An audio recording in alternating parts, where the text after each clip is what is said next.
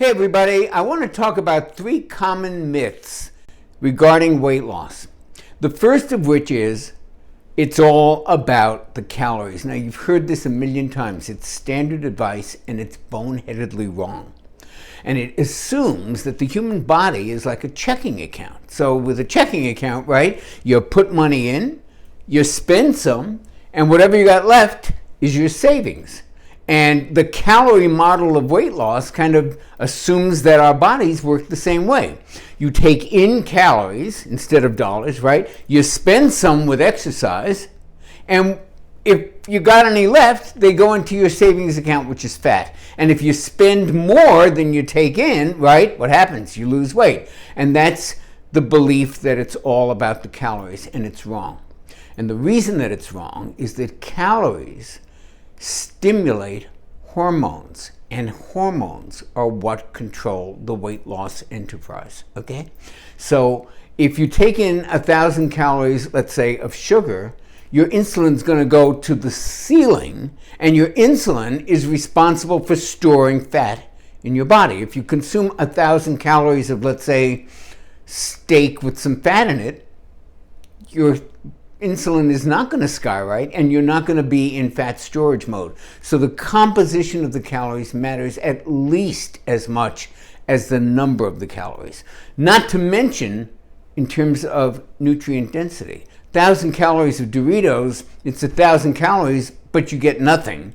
1,000 calories of, say, cauliflower, kale, and some good wild salmon, it's a whole different ballgame. So don't fall for the myth that weight loss is simply about math, simply about counting calories and counting how many calories you burn up in exercise. It's about hormones, and that's why what you eat matters as much as how much you eat.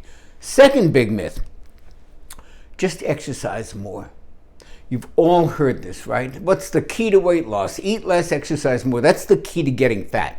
Why do I say that? Because when you eat less and you exercise more, your body basically goes into budget mode. It's like, whoa, this guy's spending all this money, meaning spending all these calories, and nothing's coming in. What do? What does a person do when your household is making less money and spending more? You go on a really severe budget. And so your metabolism learns to conserve calories, not to spend them. It doesn't get good at fat burning, it gets good at hoarding.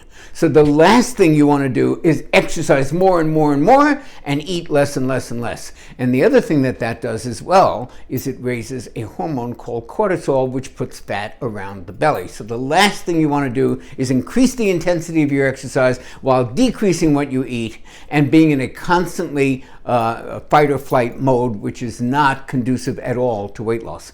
And the third big myth is that it's all about willpower. It's not all about willpower. Look, willpower, if you're holding onto a ledge trying not to fall off, willpower will keep you there for, a few seconds or so, but it's an awful way to sustain a strategy of not falling to the ground.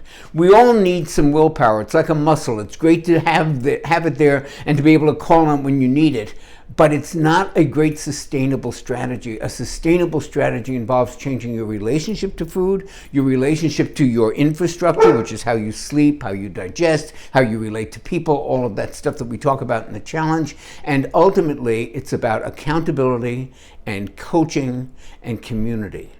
Willpower doesn't stand a chance in the face of those things. If you have those things in place, you don't need as much willpower.